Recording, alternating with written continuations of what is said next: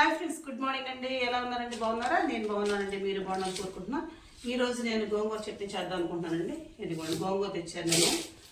మొత్తంగా చెట్లు మాకంత కోసుకు బేసన్లో పెట్టుకొని ఉంచుకున్నానండి. కాసిన పచ్చిమిరపకాయలు, పావు కేజీ పచ్చిమిరపకాయలు తెప్పించండి. ఇవన్నీ తొడాలు తీసుకోవాలండి. ఒక పావు కేజీ ఎల్లిపాయలు తెప్పించాను.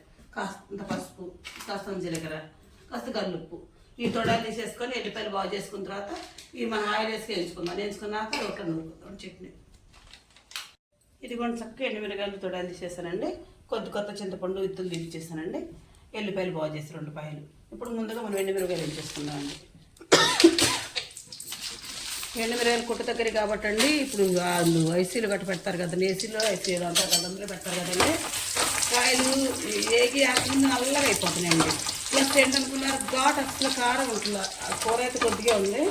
మన ఇంటి దగ్గర కాయలు అయితే 10 కాయలు వేసుకుంటే కేజీ కూర చక్కగా కాడు సరిపోతుంది.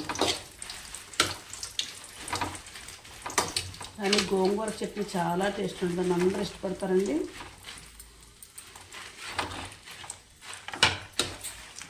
ఆంధ్ర ఆవకాయ అంటారండి గోంగూరని. అసలు మా ఇంట్లో అందరికి ఇష్టమేనండి. చక్కగా వేడి అన్నంలో కొంచెం నెయ్యి వేసుకొని తింటే ఉంటుందండి, భలేగా ఉంటుందండి. అదొకటండి ఉల్లిపాయలు వేసి తొక్కులు ఇంకా బాగుంటాయండి. పచ్చిమిరపాయలు చూసారు ఎలా వెళ్తున్నాయో, అంటే ఎన్ని ఎండకాయలు పోసారండి వీళ్ళు. ఓకే, దీన్ని మన రోడ్డు పక్క నాగ సాగుతుందండి. మిక్సీ పట్టేసుకుందాం దీన్ని.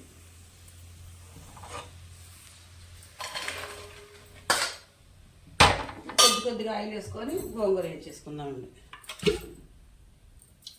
2 ఆయిల్ చక్కగా ఆపేద్దాము.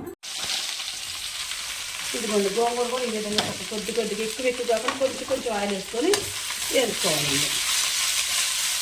పచ్చికూర అప్పుడైతే ఇంకా మంచిగా అనిపిస్తుంది, కానీ పచ్చికూర గోంగూర చట్నీ ఎక్కువ లాగదండి. ఎంత వాడిపోతే అంత మంచిదండి మన గోంగూర చట్నీకి.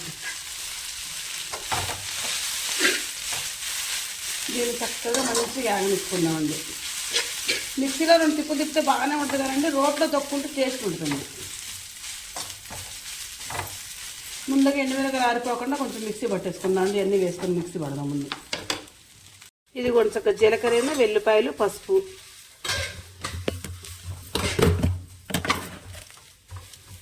గల్లుప్పు, ఎండుమిరపకాయలు వేసేసి పట్టేసుకుందాం.